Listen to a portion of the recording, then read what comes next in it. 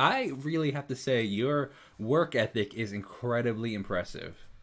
Well, thank you very much. Well, the grind is real always. I've always been a firm believer that if you love what you're doing, you never really work a day in your life. So I guess I loved it too much to the point that all of my days are all just work. I hear you. Hey, that's kind of, you know what though? Like to some degree, work has become my hobby too. Though, like I just love what I do. Like, on the days where I don't want to work, it's like I do the things that I enjoy doing. Because I think even in loving what we do, there are some things that are like become tedious or not the Hmm. most favorite things.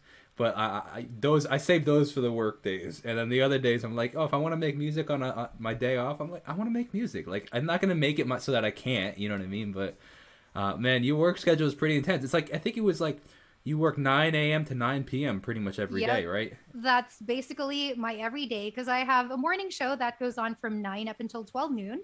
That's the Wonderland on Wish 1075. As you can see, this is my actual home setup because we've been working from home since last year. So I've been doing this all just from the comfort of my home Wow. ever since then because lockdowns haven't really lifted up here in the Philippines. It's Hmm. still pretty much the same ever since. So yeah, I start the day with 9 to 12 and then from 4 to 8 I have my other radio show. That's the show on the Wish Bus that goes live every day. So that's 4 to 8 where I usually have guests. And then from 8 to 9 I have a Facebook live stream and a TikTok live stream also called Wish Connect for Wish 1075. And that Hmm. little break in the middle, that like 12 up until 4, I usually record stuff for my side hustles because I'm also a full-time voiceover artist. So I usually voice different YouTube channels. And Wow. yeah, That that's what I do I in did not between. know that actually.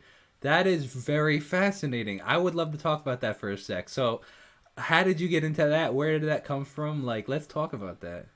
Okay, so ever since the work from home thing started, I was like, oh no, so since COVID is going to be a thing, so it's just good to be prepared, right? You have to Sure. be like, thinking about finances and everything. So I was like, why don't I try something new? Why don't I try like a side hustle?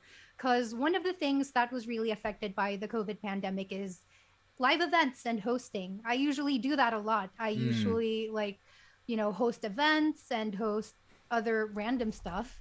And I thought of, well, what's something that's up my alley that doesn't need me to go outside?